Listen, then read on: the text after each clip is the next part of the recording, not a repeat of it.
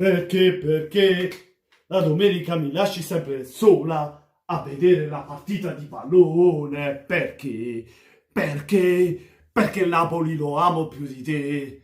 Buonasera a tutti da Napoliello87 e Forza Napoles. Allora, parliamo del nostro Napoli, dei sorteggi che ci sono stati del campionato 2019-2020 che inizierà il 24 agosto. Allora, partiamo subito con il botto perché le giornate del nostro Napoli partono con Fiorentina-Napoli e Juventus-Napoli. Sappiamo che il Napoli ha chiesto le prime due in trasferta per via dello stadio perché c'è ancora da finire i lavori allo stadio San Paolo. Dopo la seconda andiamo alla terza, il Napoli con la Sampdoria, la prima in casa a Napoli.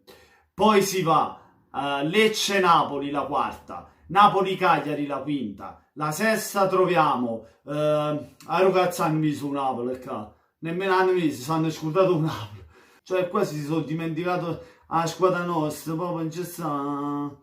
La sesta è soltata, alla settima troviamo Torino-Napoli, all'ottava troviamo Napoli-Verona, alla nona troviamo Spal-Napoli, alla decima troviamo Napoli-Atalanta, all'undicesima Napoli-Spal, alla dodicesima Napoli-Genova, alla tredicesima Milan-Napoli, big match, alla quattordicesima Napoli-Bologna, alla quindicesima Udinese-Napoli, alla sedicesima Napoli-Parma, alla diciassettesima Sassuolo-Napoli, alla diciottesima Inter-Napoli, big match, alla diciannovesima chiudiamo con Lazio-Napoli. Allora, parliamo delle prime due partite, partitoni a Firenze e a Torino, con una Fiorentina da completarsi perché la rosa della Fiorentina sappiamo non è all'altezza di essere una squadra, diciamo di essere una delle big. È arrivato il nuovo presidente, una Fiorentina che diciamo è in smantellamento, qualche giocatore partirà, dovrà prendere qualche giocatore nuovo. Ovviamente ha confermato Montella che aveva preso nel finale di stagione, ma è una Fiorentina da vedere. Però non sottovalutiamo la Fiorentina a Firenze, poi nel proprio stadio, perché sappiamo che è sempre una partitaccia a giocare lì. Però se giochiamo da Napoli non ci sono problemi, perché noi siamo molto superiori alla Fiorentina. Riguardo Juventus-Napoli, la partita che aspettiamo tutti quanti tifosi, compreso me, compreso Ciucciarello, compreso voi. Allora, partiamo secondo me bene, perché prenderla ora la Juventus secondo me è buono, perché la Juventus ha preso Sarri e dovrà ingranare, dovrà ricominciare da un nuovo allenatore, un nuovo tipo di gioco, un nuovo schema e una nuova formazione. Per questo dovrà rodare piano piano, comincerà il lavoro e in avanti si vedrà la Juventus.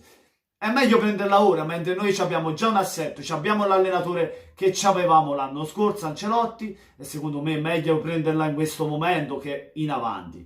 Secondo me è bene così, due trasferte difficili, ma il nostro Napoli sappiamo che in trasferta è forte. Nonostante fossero amichevoli con il Liverpool, però secondo me noi siamo forti in trasferta e secondo me possiamo anche vincerle tutte e due, ma anche un pareggio a Torino non mi dispiace. Però io vi metto in preventivo che 4-6 punti si fanno, secondo me. L'ultime due partite, la penultima giochiamo a Napoli con l'Inter. Secondo me a Napoli vinciamo, come abbiamo vinto quest'anno per 4-1, secondo me ci ripetiamo, anche se l'Inter ha preso un nuovo allenatore. La squadra dovrà ingranare all'inizio, dovrà lavorare per tornare, ovviamente dall'inizio partita fino a fine girone c'è tempo, cioè la squadra magari già ha preso il rodaggio perché Conte, cioè già ce l'ha in rosa, gli innesti li prenderà ora e ovviamente farà fatica all'inizio, però verso l'ultima giornata, la penultima giornata che giochiamo con l'Inter, la squadra già sarà pronta per sfidarci, però secondo me 3 punti li possiamo strappare con l'Inter. Massimo male che va un pareggio, ma non penso che perdiamo al San Paolo. Mentre con la Lazio a Roma, secondo me possiamo vincere. Può uscire un pareggio anche perché la Lazio un pareggio lo può strappare con noi, però secondo me è fattibile la vittoria a Roma. Anche qui vi dico che possiamo prendere 6 punti oppure 4, come vi ho detto le prime 2 partite. Fatemi sapere la vostra, cosa ne pensate di questo calendario. Poi nel mezzo abbiamo la Roma, abbiamo lo stesso Milan, la Roma all'11ª se non mi sbaglio, il Milan verso la 13ª giornata o 15ª, poi abbiamo l'Atalanta, sempre partite difficili, nonostante abbia messo come principio le prime 2 giornate, le ultime 2 perché sono più fondamentali secondo me per chiudere il campionato e per l'apertura del campionato. Fatemi sapere la vostra, cosa ne pensate nei commenti, lasciate un bel like se vi è piaciuto il video, ma soprattutto iscrivetevi al canale di Napoliello87. Buona serata a tutti da Napoliello87 e forza Napolès!